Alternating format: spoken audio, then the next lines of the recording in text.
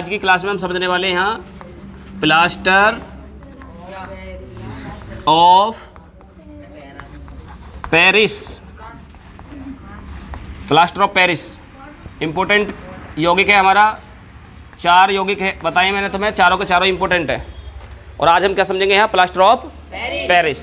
ठीक है, तो ध्यान से समझना, एक एक बात चीज़ आपकी अच्छी तरह से समझ में भी आएगी। तो चलिए शुरू करें बेटे। सबसे पहले हमें क्या समझना है बताओ।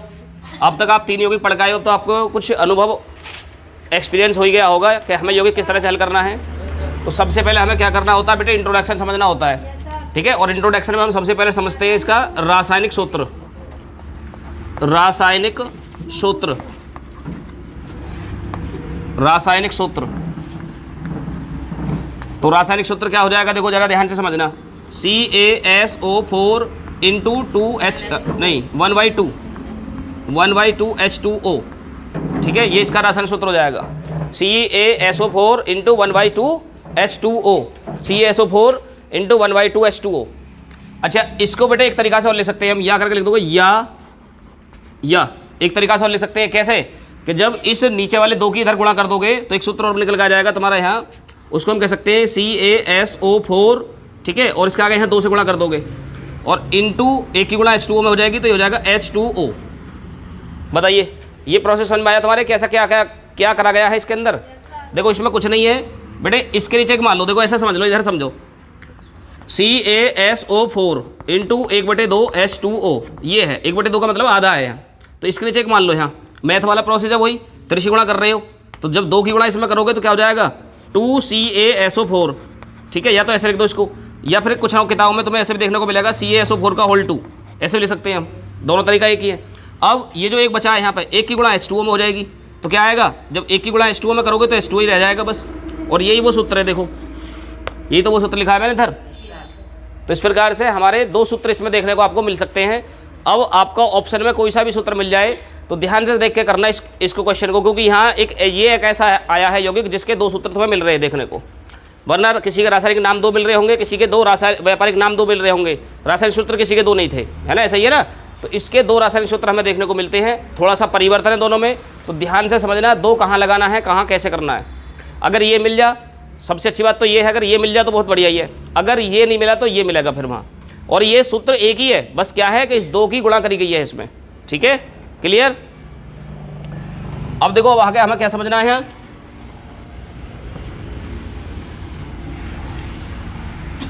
अब आगे देखिए, अब आगे सेकंड पॉइंट में हम क्या समझेंगे बेटे, रासायनिक नाम। रासायनिक नाम यहां समझेंगे हम, रासायनिक नाम। अब रासायनिक नाम देखो क्या हो जाएगा। Ca को क्या कहते हैं हम, Ca को बताओ। Ca को बोलते हैं हम कैल्शियम। Ca को क्या बोलेंगे, कैल्शियम। क्या बोलेंगे, कैल्शियम। और SO4 को क्या बोलेंगे बताओ, वेरी गुड, सल्फेट। तो क्या नाम बनेगा, कैल्शियम सल्फेट। अब H2O को क्या बोलते हैं हम, हाइड्रेट। पीछे ही पढ़ गए थे हम भाई, धावन छोड़ा में भी तो पढ़ा था, डेकाहाइड्रेट के नाम से डेकाहाइड्रेट।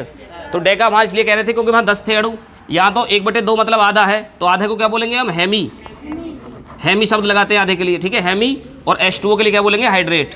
तो यहाँ हो जाएगा हेमी हाइड्रेट, हेमी हाइड्रेट। तो इस प्रकार से इसका रासायनिक नाम क्या आ गया, रासायनिक नाम क्या हो गया, कैल्शियम सल्फेट हेमी हाइड्रेट। ठीक है। अच्छा, अब उसके बाद क्या समझना है बताओ यहाँ। उसके बाद हम समझेंगे यहाँ सामान्य नाम, सामान्य नाम या व्यापारिक नाम। ठीक है, एक ही बात होती है। तो सामान्य नाम इसका सिर्फ एक ही याद रखोगे, वो है plaster of Paris. Plaster of Paris, plaster of Paris. अच्छा बेटा, इसको शॉर्ट में भी हम जानते हैं, शॉर्ट में पता क्या कह सकते हैं इसको, या हम शॉर्ट में कह सकते हैं POP। और ये वही POP है जो आपके घर मकानों पे होती है। ये कोई ज़्यादा ऐसी बात नहीं है कि जो आपने नहीं देख रखा हो, अधिकांश सभी बच्चों ने देख रखा होगा। तो POP ज़्यादातर घरों पे होती है। ठीक है, तो वही POP की बात हम ये कर रहे हैं। उसके बाद क्या आएगा इसमें, यहाँ अणुभार। और अणुभार बेटे तुम्हारे लिए छोड़ रहा हूँ मैं यहाँ। अणुभार बताओगे इसका तुम, क्योंकि मैंने अब तक 3 यौगिक तुम्हें बताए हैं और तीनों का अणुभार मैंने निकलवाया था। ठीक है, और चौथे का अणुभार बताओगे तुम, या मुझे बताने की जरूरत है, बताओ बताओ जल्दी कितना आएगा।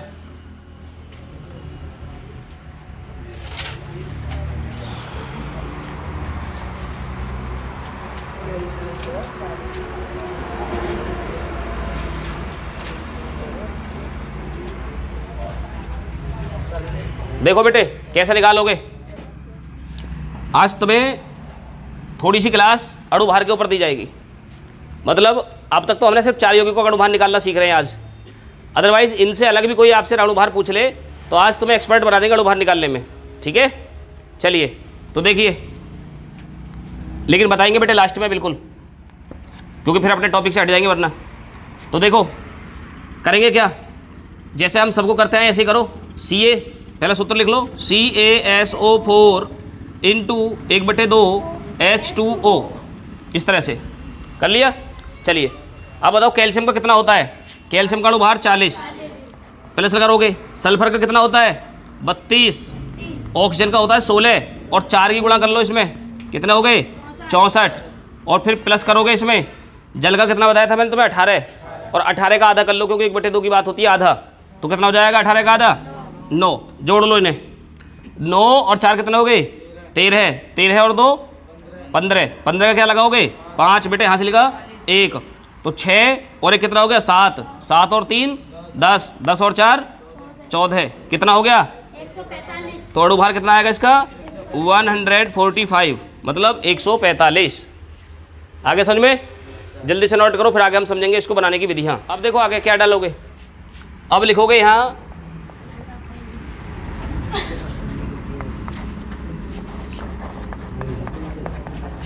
Plaster of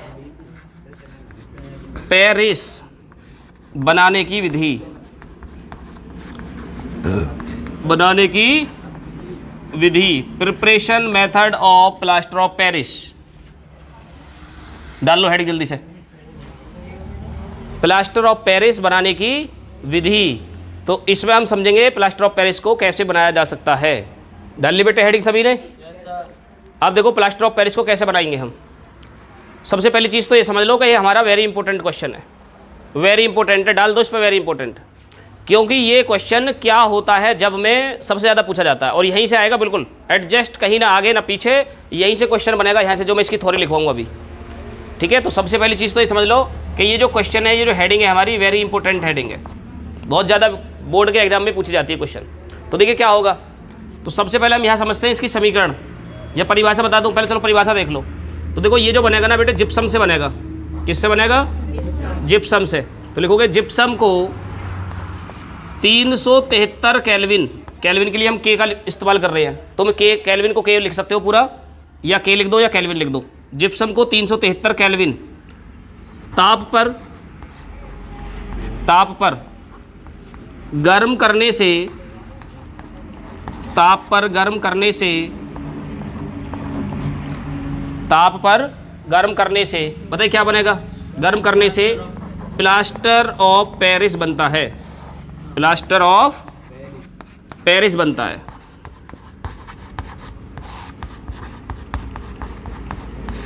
plaster of Paris बनता है।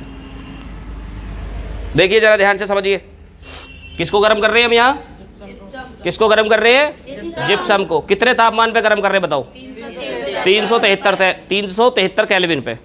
अच्छा तापमान जो होता है बेटे, तापमान की 2 यूनिट होती है, आपको अच्छी तरह से पता होगी, एक तो होती है सेल्सियस और एक होती है केल्विन, ठीक है। तो सेल्सियस में हमें यहाँ नहीं लेना है, हमें लेना है केल्विन में, और वो भी केल्विन कितना 373 केल्विन पे। अब जब हम इसको गर्म करेंगे तो क्या प्राप्त होगा हमें प्लास्टर ऑफ पेरिस। बताइए इसको शॉर्ट में हम क्या कह सकते हैं, प्लास्टर ऑफ पेरिस को क्या कह सकते हैं पीओपी। तो ध्यान रखना इन चीज़ों को, ठीक है। तो हम यहाँ समझते हैं समीकरण, देखिए समीकरण समझिए क्योंकि इसकी समीकरण ही इंपॉर्टेंट होती है।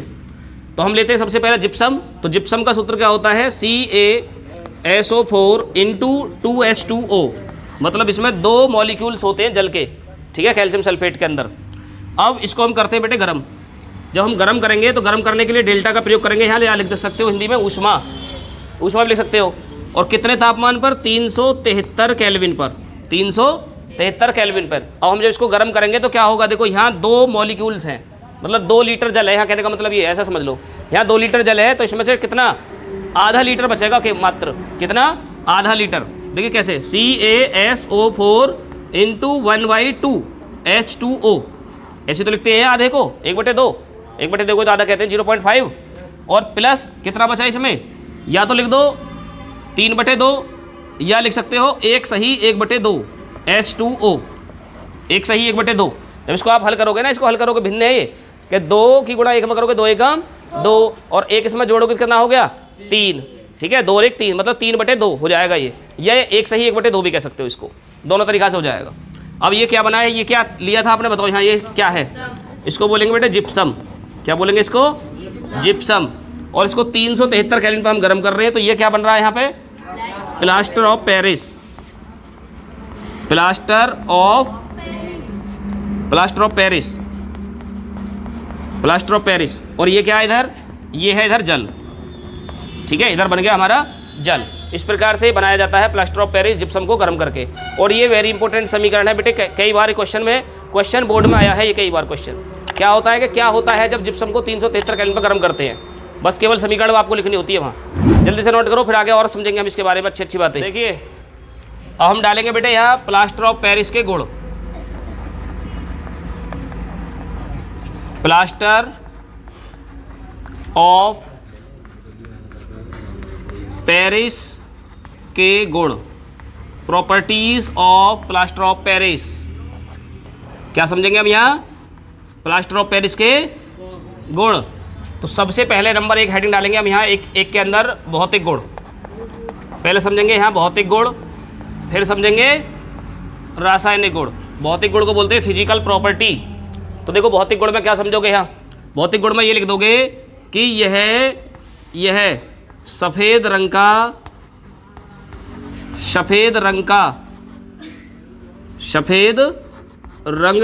क्या होता है बताओ, पाउडर होता है। सफ़ेद रंग का पाउडर होता है। देखा है आपने, नहीं देखा, नहीं देखा, सीमेंट देखा, सीमेंट तो सीमेंट तो होता है हल्का काले रंग का बेटे, और ये जो होता है बिल्कुल सफ़ेद रंग का होता है बिल्कुल उसी की तरह देखने में। तो यह सफ़ेद रंग का पाउडर होता है। हाँ, सफ़ेद सीमेंट की तरह। हाँ, अब लिखोगे यहाँ बी पॉइंट डाल के रासायनिक गुण। रासायनिक गुण, रासायनिक गुण, रासायनिक गुण लिखोगे भैया। लिखो रासायनिक गुण के अंदर। तो इसके जो रासायनिक गुण है वो निम्न प्रकार के होते हैं, मतलब निम्नलिखित है इसके रासायनिक गुण, निम्न रासायनिक परिवर्तन होते हैं इसके अंदर। तो सबसे पहला नंबर फर्स्ट डालोगे हेडिंग यहाँ। क्या लिखोगे बताओ, किससे क्रिया करवाओगे सबसे पहले, जल से क्रिया करवा दो। लिखो बेटे जल से क्रिया, जल से क्रिया, reaction with water, reaction with water, water माने होता है पानी, जल से क्रिया। तो देखो जरा ध्यान से समझना क्या होगा इसके अंदर। हम लेते हैं यहाँ पे plaster of Paris CaSO4 into 1/2H2O, ये ले लिया हमने। अब इसमें हम मिला रहे हैं यहाँ पानी, और पानी भी कितना मिला दें, वही 1 सही 1/2 मतलब 1.5 गुना 1.5 लीटर जल पानी मिला दिया। और जब पानी मिलाओगे तो इसको क्या होगा, इसमें ये तुरंत ठोस पदार्थ में कन्वर्ट हो जाएगा, जिसको हम कहते हैं जिप्सम। CaSO4 इंटू 2H2O में। देखो कुछ इस तरह से समझ लो, जैसा सीमेंट है, सीमेंट को अगर हम शीलन में या गीले पानी के साथ रख दें, ठीक है, पानी के साथ रख देते हैं, तो उसमें क्या होता है कि वो जम जाता है एक जगह, और जम के कैसा बन जाएगा, पत्थर जैसा। तो ये इसी प्रकार का है। तो ये प्लास्टर ऑफ पेरिस, ये POP है, इसको नीचे लिख दोगे plaster of Paris, plaster of Paris, plaster of Paris. और ये क्या है बेटे यहाँ, जल, जल मतलब इसको हमने सीलन में रख दिया, या पानी में पानी पड़ जाए, इसके पानी पहुँच जाए कैसे ही, तो फिर क्या हो जाएगा, ये ठोस किसमें पहुँच जाएगा, ठोस जिप्सम में, जिप्सम में कन्वर्ट हो जाएगा तुरंत ही। और जिप्सम से ये मिलकर बना हुआ था, तुम्हें ध्यान हो तो, जिप्सम को गर्म करने से तो प्लास्टर ऑफ पेरिस बना था, और जैसे इसको पानी मिलेगा वो फिर से जिप्सम में कन्वर्ट हो जाएगा। तो ये तो हो गई इसकी परिभाषा। अब लिखोगे क्या इसमें परिभाषा में, डेफिनेशन में क्या लिखोगे, लिखोगे plaster of Paris, plaster of Paris, plaster of Paris, plaster of Paris जल से क्रिया करके, प्लास्टर ऑफ पेरिस जल से क्रिया करके किस में बदल जाएगा बताओ, जिप्सम में बदल जाएगा, जिप्सम में बदल जाता है, जिप्सम में बदल जाता है। बताओ बेटे, बातें समझ में आ रही है नहीं आ रही है आपके?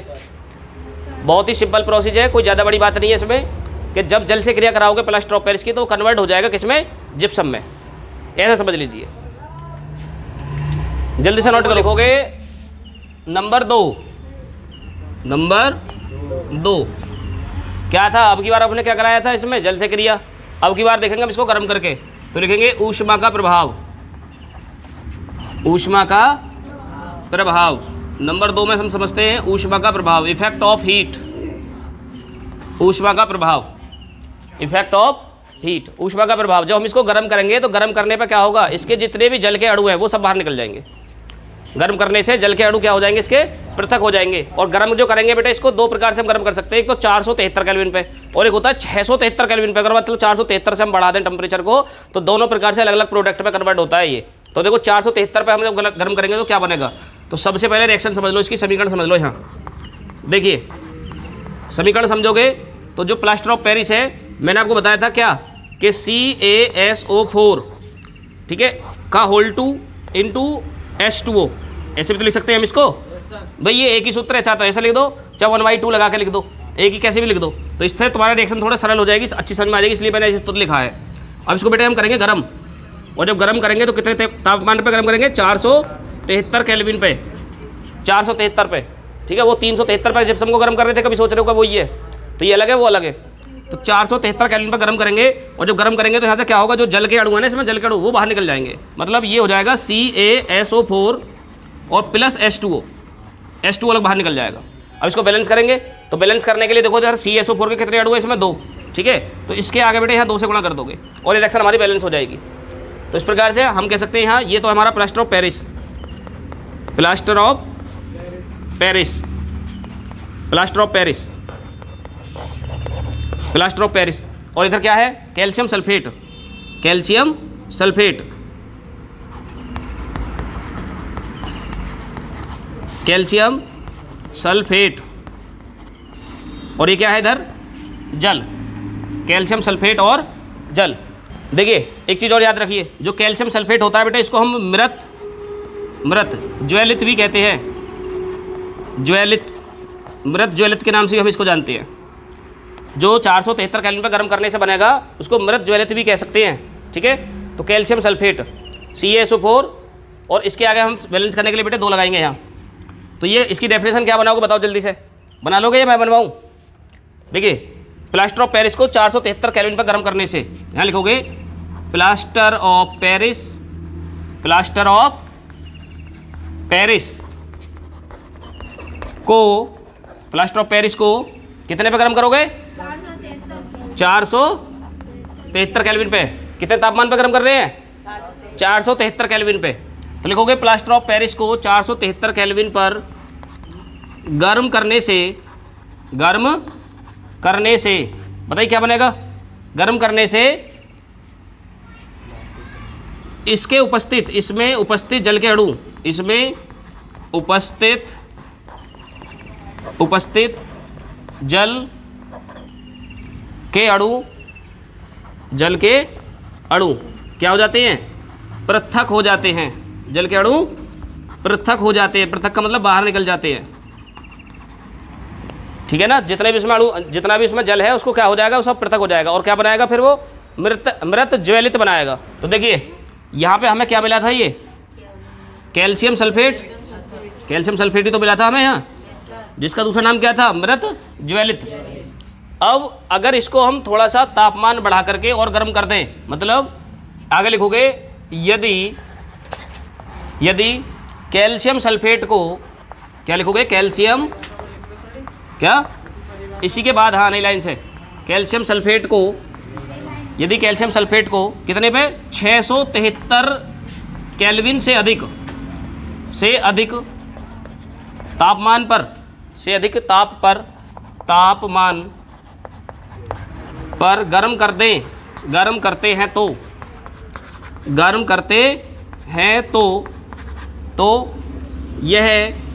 यह बताइए किस में कन्वर्ट हो जाएगा? तो यह है कैल्शियम ऑक्साइड, तो यह है कैल्शियम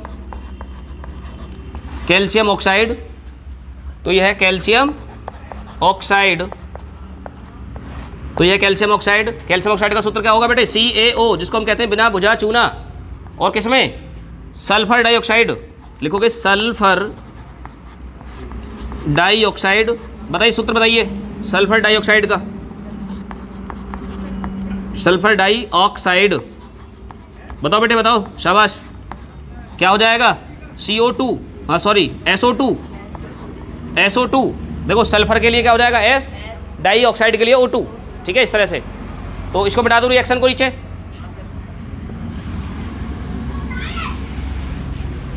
देखिए अब आगे देखिए, तथा यहाँ लिखा है आपने calcium oxide CaO, sulphur dioxide SO2 तथा ऑक्सीजन गैस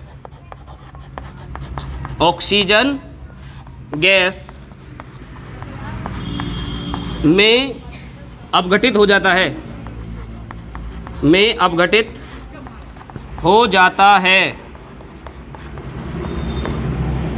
तो देखिए सुनो, समीकरण क्या बनेगी बेटे? यहाँ सुन लो पहले ध्यान से। जब आप रिएक्शन बना रहे थे तो वहाँ एक सूत्र बन गया था आपका CaSO4 मिला था, ये नहीं मिला था आपको? मिला था। क्या नाम था इसका जरा मुझे बताओ? Calcium sulphate. दूसरा नाम क्या था इसका? मृत ज्वलित। अब इसको हम कर रहे हैं गरम, दोबारा से गरम कर रहे हैं इसको। कितने तापमान पे? 673 से अधिक केल्विन पे। ठीक है, 673 ही लिख लो। वैसे तो मेरे वहाँ डेफिनेशन में अधिक जोड़ रखा है। तो 673 से अधिक हम तापमान पे इसको गर्म करते हैं तो किस में कन्वर्ट हो जाएगा? ये 3 चीज़ों में। देखो कौन कौन से। एक तो हो जाएगा कैल्शियम ऑक्साइड, मतलब CaO मतलब यहाँ से Ca निकलेगा और एक यहाँ से ऑक्सीजन जाएगा बाहर, CaO। ठीक है, अब प्लस और किस में जाएगा? सल्फर डाइऑक्साइड, मतलब यहाँ का S और यहाँ के 2 ऑक्सीजन, तो क्या हो जाएगा? SO2 प्लस और क्या बचा? प्लस ऑक्सीजन गैस में। ऑक्सीजन गैस का सूत्र क्या होता है? O2 में टूट जाएगा। अब इसको जरा चेक कर लेना और संतुलित कर लेना। देखो संतुलित करने के लिए क्या करोगे? संतुलित करने के लिए बेटे देखो यहाँ कैल्शियम के कितने हैं? 2। कैल्शियम के कितने हैं? यहाँ 2 अणु। और यहाँ कैल्शियम कितना है? 1। तो क्या करेंगे? 2 से यहाँ गुणा करेंगे। ठीक है, 2 से यहाँ गुणा हो गई। सल्फर के चेक करो कितने? देखो सल्फर के यहाँ 2, तो सल्फर के आ गए यहाँ पे 2 से गुणा करोगे। ठीक है, अब कितने हो गए? चेक करो ऑक्सीजन को। ऑक्सीजन इधर है 4 दूनी 8 ऑक्सीजन इधर है। इधर कितने हो गए? देखो 2 दूनी 4 और 2 ये हो गए 6 और 2 ये हो गए कितने? 8।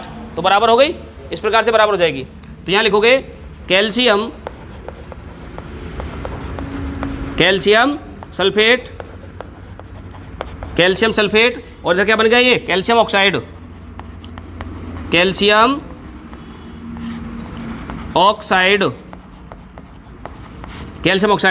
सल्फर डाइऑक्साइड और ये ऑक्सीजन। लिख लेना जल्दी से नोट करो। देखिए बेटे, तो अब हम क्या समझेंगे यहाँ?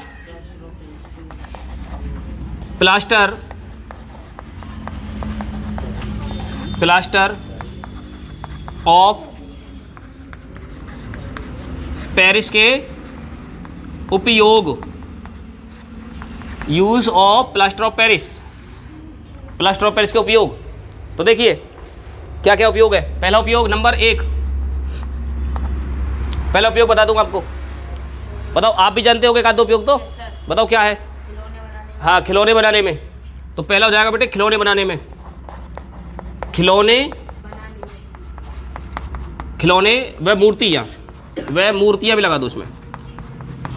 मूर्तियाँ बनाने में देखा होगा तुमने, जो मूर्तियाँ बनी होती है वो बाहर से तो बहुत सुंदर दिखाई देती है, अंदर से जब तुम उसको तोड़ कर देखोगे ना तो बाहर से वैसे ही सफ़ेद सफ़ेद फोटो से दिखाई देगा उसके अंदर। तो जो जितने भी खिलौने होते हैं मिट्टी के, वो खिलौने और मूर्तियाँ बनाने में प्लास्टर ऑफ पेरिस का उपयोग होता है। दूसरा उपयोग, ठीक है, डॉक्टर के द्वारा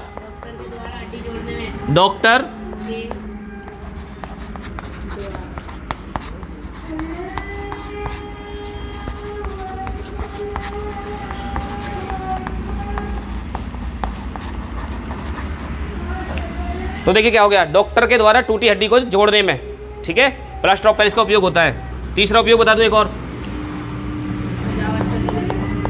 दीवारों की सतहों को क्या करने में, चिकना करने में, चिकना बनाने में, ठीक है। और बताओ, फोर्थ पॉइंट बताओ, घरों की सजावटों में, घरों की सजावटों में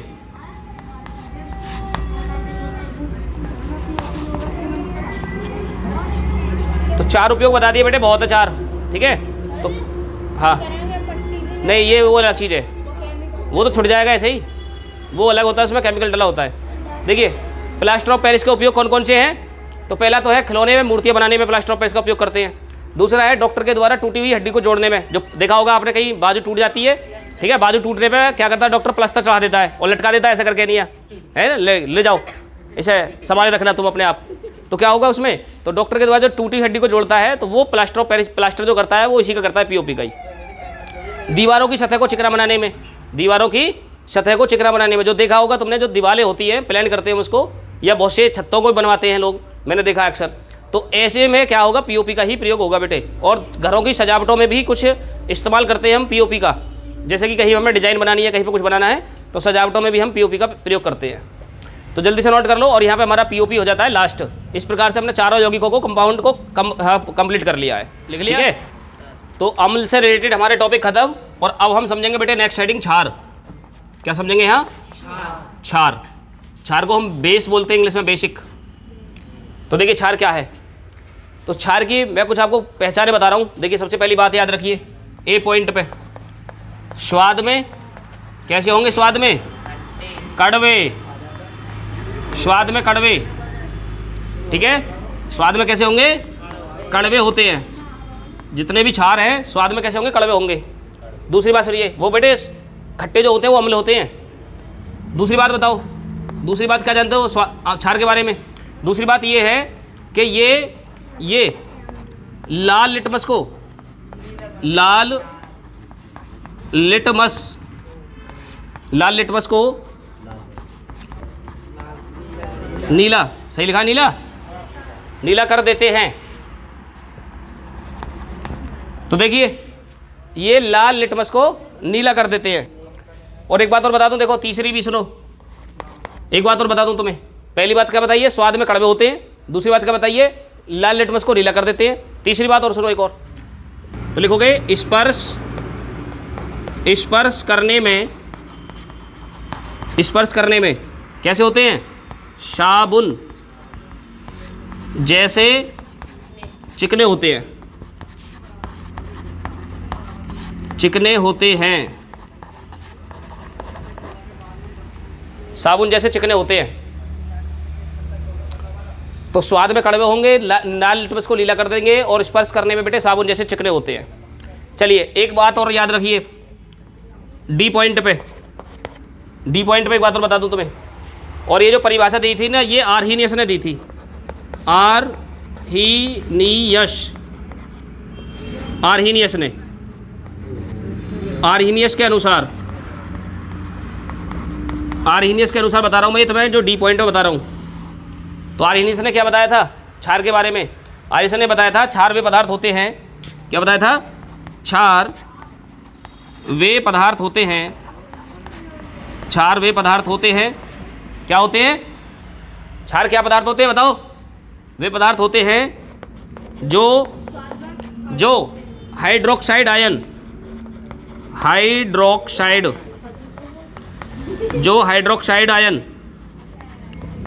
हाइड्रोक्साइड आयन किससे लिखेंगे बेटा इसको संकेत में? OH negative. बताइए आर्हीनियस ने क्या बताया है कि वे पदार्थ, क्षार वे पदार्थ होते हैं जो हाइड्रोक्साइड आयन देते हैं। मतलब जल में अगर इन्हें हम घोलें, पानी में घोलें, तो क्या देंगे, हाइड्रोक्साइड आयन देते हैं। क्या देंगे बताओ, क्या देंगे? OH negative. क्या देंगे बताओ, क्या देंगे? OH negative. OH नेगेटिव का पूरा नाम क्या हो जाएगा? Hydroxide ion. क्या नाम हो जाएगा? Hydroxide ion. संकेत में लिखेंगे OH नेगेटिव देंगे अगर इनको हम आयनित करेंगे तो। देखिए कुछ उदाहरण समझते हैं बेटे, जैसे लिखेंगे हम यहाँ, जैसे देखिए, जैसे NaOH क्षार है, क्योंकि इसमें OH समूह पाया जा रहा है यहाँ, ठीक है। इसी प्रकार का एक होता है CaOH का होल 2, कैल्शियम हाइड्रोक्साइड, ये भी क्षार है। तो देखिए NaOH और COH का होल 2, ठीक है। तो हम क्या करेंगे, इसको हम बेटे आयनित करके देखेंगे यहाँ, करें या ना करें बताओ, मानोगे ना? चलिए तो देखिए क्या होगा, यहाँ से बनाएगा Na पॉजिटिव, Na पॉजिटिव और प्लस OH नेगेटिव। तो देखिए कुछ लग रहा है इसका जैसा भाई है ना। तो ये हाँ बिल्कुल जुड़वा भाई की तरह CaO प्लस और OH नेगेटिव, OH नेगेटिव। अब बताओ ये कौन सा भाई है, वो तो जुड़वा था। अच्छा ये तीसरा भाई है। तो देखिए क्या हो जाएगा, OH के देखो बेटे यहाँ कितने हैं, यहाँ कितने हैं 2, तो इसके आगे यहाँ 2 से तो मल्टीप्लाई कर लो। अब बताओ कितने भाई है। चलिए तो ये है हमारा हाइड्रोक्साइड आयन, और जो हाइड्रोक्साइड आयन देंगे विलयन के अंदर वही हमारे क्षार कहलाएंगे। सिंपल सी डेफिनेशन है, कोई ज़्यादा बड़ी बात नहीं है। जल्दी से फटाफट नोट करो, फिर आगे समझते हैं इसके बारे में। और देखिए बेटे, तो इसको बिठा रहा हूँ, थोड़े से एग्जाम्पल तो मैं और समझा दूँ इसके बारे में। 2 तो मैंने बता दिए, 2 और देख लो और कंसेप्ट क्लियर हो जाएगा तुम्हारा। तो देखिए बातें ना करें, पहला दूसरा और तीसरा देखिए यहाँ KOH, और एक और ले लेंगे हम यहाँ NH4OH। तो ये 2 हमने और क्षार लिए हैं अब की बार समझने के लिए। तो बताइए ये कौन सा क्षार है, पोटेशियम हाइड्रोक्साइड। ये कौन सा क्षार है, अमोनियम हाइड्रोक्साइड। ये कौन सा था, सोडियम हाइड्रोक्साइड। ये क्या था, कैल्शियम हाइड्रोक्साइड। ठीक है, हाइड्रोक्साइड इनके नाम के अंत में आना ही आना है जरूर। ये इनके बड़े बूढ़े से उपाधि मिली हुई है इनको। तो क्या होगा, यहाँ से टूटेगा बेटे, यहाँ से तो क्या बनाएगा K प्लस OH नेगेटिव। ठीक है, इसी तरह से ये टूटेगा ऐसे ही। तो यहाँ से टूटेगा ये NH4 प्लस और OH नेगेटिव आयन में। तो बात समझ में आ रही है। तो इस तरह से हमारे क्षार जो है जलीय विलयन में OH नेगेटिव आयन बेटे देते ही देते हैं, शर्त है, और देंगे बिल्कुल, ऐसा नहीं है कि ना दे, में जरूर देंगे। उसके बाद आगे समझिए क्षारों को कैसे बनाया, मतलब अच्छा उसके बाद क्षार की रासायनिक अभिक्रियाएं। देखिए क्षारों की रासायनिक अभिक्रियाएं ये बेटे मैंने आपको बता दी है पहले ही। अम्लों के साथ जो अम्ल बताए थे, तो अम्लों के जो रासायनिक अभिक्रियाएं होती है, तो अम्लों के साथ ही क्षारों की रासायनिक अभिक्रिया भी उसमें मैंने साथ के साथ करा दी है तुम्हारी। ठीक है, तो यहाँ आपको करने की जरूरत नहीं है। अब हम डायरेक्ट समझेंगे हैं लवण, लवण साल्ट, लवण को इंग्लिश में बोलेंगे साल्ट। डालिए हेडिंग लवण। तो देखिए क्या है लवण, पहले परिभाषा समझ लो इसकी। देखिए लिखोगे लवण वह पदार्थ होते हैं, लवण वह पदार्थ होते हैं, लवण वह पदार्थ होते हैं जो अम्ल के हाइड्रोजन आयन को, अम्ल के हाइड्रोजन आयन को किसी धातु के द्वारा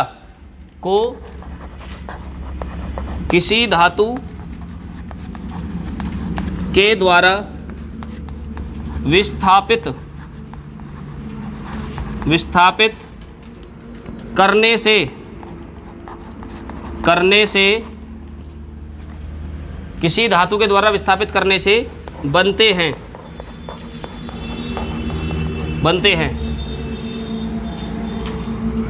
ठीक है, लवण कहलाते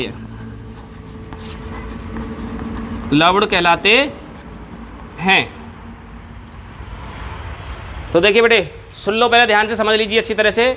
लवण वे पदार्थ होते हैं, कौन से पदार्थ होंगे, जो है अम्ल से, कोई भी अम्ल लेंगे हम और उस अम्ल से क्या करेंगे, धातु के द्वारा उसका हाइड्रोजन को विस्थापित करेंगे वहां से। तो देखो कैसे विस्थापित करेंगे, सुनना ध्यान से। देखिए समीकरण समझते हैं पहले। समीकरण देखो, कोई भी आप एक अम्ल ले लो, क्या लोगे बताओ, HCl ले लें, HCl ले लो प्लस, अब कोई भी एक ऐसा ले लो जिसमें धातु हो, बताइए क्या लोगे, Zn ले लें डायरेक्ट, जिंक, कॉपर ले सकते हो, कुछ भी ले सकते हो यहाँ। अब क्या होगा, तो बताइए क्या रिएक्शन बन सकती है यहाँ, ZnCl2 क्या बन जाएगा, ZnCl2, और प्लस क्या हो जाएगा, यहाँ से हाइड्रोजन निकल जाएगा इसका बाहर, हाइड्रोजन आयन विस्थापित हो जाएगा अलग से। तो यहाँ संतुलित करने के लिए इसको 2 की गुणा कर देंगे यहाँ। तो इसमें देखो परिभाषा जो बता रही है क्या उसी के अनुसार ये बनी है नहीं बनी है। देखिए लवण वे पदार्थ होते हैं जो अम्ल के, देखो यहाँ ले लिया हमने अम्ल, ये रहे अम्ल, ये ले लिया बेटे अम्ल, अम्ल के हाइड्रोजन आयन को, तो यहाँ निकाल दिया ना हाइड्रोजन आयन, ये गया हाइड्रोजन आयन इधर, हाइड्रोजन को किसी धातु के द्वारा विस्थापित करने से जो लवण जो पदार्थ बनते हैं उन्हीं को हम लवण कहते हैं। ठीक है, तो इस प्रकार से हमने जो लवण बना लिए हैं। एक चीज़ मैं आपको और बता दूं, देखिए नोट करके नोट कर लो इस चीज़ को भी, नोट। तो नोट में क्या लिखोगे कि लवण पदार्थ, लवण पदार्थ, अम्ल तथा क्षार, अम्ल तथा क्षार की उदासीनीकरण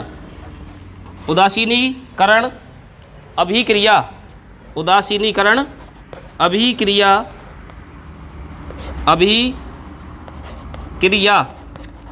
के मुख्य उत्पाद होते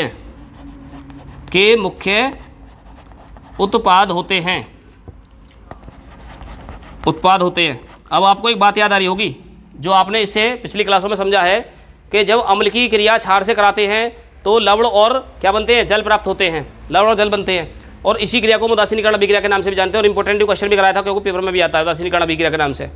तो ये वहीं से क्वेश्चन बना हुआ है, ठीक है ना, ये वहीं से क्वेश्चन बना हुआ है। तो इन चीज़ों को बेटे पिछली चीज़ों को रिवाइज करते रह करो, बीच में नोट करो जल्दी से इसे। देखिए एक चीज़ और समझ लो, यहाँ इसका भी तो मैं समीकरण समझा दूँ। देखो कैसे, क्या लिखा है, लवण पदार्थ। तो अम्ल ले लो यहाँ, पहले अम्ल क्या लोगे बताओ, H2SO4 ले लिया, प्लस कोई भी क्षार ले लो, क्षार भी बताए थे मैंने पीछे भी, इससे पिछली हेडिंग में क्षार ही समझे हमने। तो यहाँ हमने ले लिया NaOH, क्रिया कराओ। और जब क्रिया कराओगे तो क्या होगा, देखो क्रिया कराओगे तो क्या होगा, यहाँ का Na और यहाँ का SO4, तो क्या बनाएगा Na2SO4, क्या बनाएगा Na2SO4, और यहाँ का H और यहाँ का बेटे OH क्या बनाएगा H2O, क्या बनाएगा H2O। तो परिभाषा में भी तो ये बताई गई है, क्या बताई गई है कि जब कोई भी अम्ल क्षार से क्रिया करता है तो लवण और जल बनाते हैं, और इसी अभिक्रिया को क्या कहेंगे हम फिर, उदासीनीकरण अभिक्रिया, ठीक है ना। और इसी के हिसाब से हमें मिलते हैं लवण। और अभी बहुत सारे प्रिपरेशन मेथड हैं इनको बनाने की, और भी बहुत सारी विधियाँ हैं, उनको सबको हम समझने वाले हैं, जल्दी से नोट कर लो इन्हें। तो दोस्तों कैसी लगी वीडियो अच्छी लगी, वीडियो में मज़ा आया, वीडियो अच्छी लगी हो तो वीडियो को लाइक करें, और चैनल पर पहली बार आए हो तो चैनल को भी सब्सक्राइब कर लें, इसी तरह से अपनी बोर्ड की तैयारी करने के लिए, ठीक है दोस्तों। तो आज की वीडियो में हम सिर्फ इतना ही समझेंगे यहाँ तक, लवण क्या है। और कल जो हम समझेंगे नेक्स्ट वीडियो में, कल की जो अगली वीडियो आएगी वो आएगी लवण से संबंधित लवण बनाने की विधियाँ, और लवण बनाने की विधियों के बाद हम समझेंगे हैं लवणों के प्रकार। और उसके बाद एक चीज़ और भी बहुत मोस्ट इंपॉर्टेंट लेकर आएंगे हम आपके लिए, लवणों के स्रोत, मतलब कौन सा लवण हमें कहाँ से प्राप्त होता है और किस लवण का कहाँ उपयोग होगा, ठीक। तो मिलते हैं हम नेक्स्ट वीडियो में, तब तक के लिए धन्यवाद दोस्तों, thanks for watching this video.